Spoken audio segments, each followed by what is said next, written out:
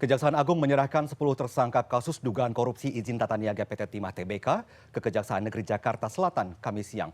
Ke-10 tersangka diserahkan ke penuntut umum untuk menentukan pelimpahan ke pengadilan. 10 tersangka tiba di gedung Kejaksaan Negeri Jakarta Selatan pukul 12 siang waktu Indonesia Barat. Dari 10 tersangka, 1 diantaranya memang ditempatkan di Kejaksaan Negeri Jakarta Selatan. Selain menyerahkan para tersangka, Kejagung juga menyerahkan sejumlah barang bukti, diantaranya dokumen, logam mulia, 3 mobil, dan 90 sertifikat tanah. Menurut Kepala Pusat Penerbangan Hukum Kejagung, Harli Siregar, pihaknya juga sudah menyerahkan berkas perkara para tersangka. Selanjutnya para penuntut umum Kejari akan memeriksa ulang bukti dan berkas para tersangka.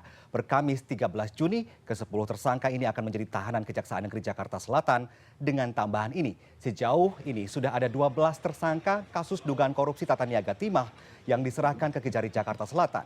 Sementara itu, Kejagung telah menetapkan 22 tersangka dalam kasus ini. Di antaranya suami artis Sandra Dewi, Harvey Mois, dan pendiri Sriwijaya Air, Henry Lee.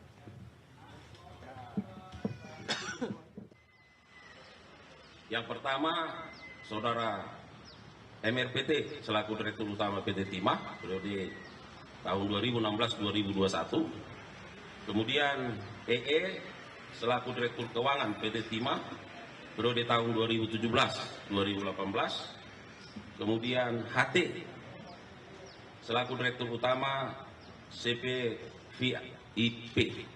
Ya. Sementara itu, 4 tersangka kasus korupsi tata niaga timah yang diselidiki Kejaksaan Agung merasa keberatan dengan digunakannya peraturan Menteri Lingkungan Hidup dalam penerapan pasal pada kerugian negara yang disangkakan kepada mereka. Andi Nababan, kuasa hukum dari perusahaan CV Inti Perkasa yang mewakili 4 tersangka korupsi tata niaga timah, mengatakan penyidik tidak bisa menerapkan Undang-Undang Lingkungan Hidup dalam penghitungan kerugian negara atau dampak kerusakan lingkungan yang dilibatkan di kasus korupsi PT Timah tersebut.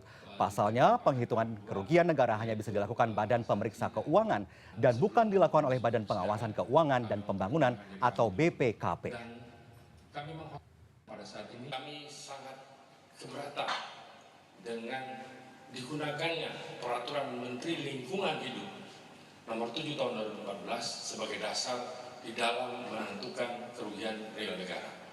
Betapa sangat fatal tafsir terkait dengan peraturan menteri itu sehingga bisa digunakan untuk menentukan kerugian real. Tujuan utama dari dibuatnya peraturan menteri itu adalah sebagai perlindungan lingkungan, bukan bicara kerugian negara. Tapi dalam konteks perbaikan lingkungan tentu ada biaya-biaya yang harus dikeluarkan.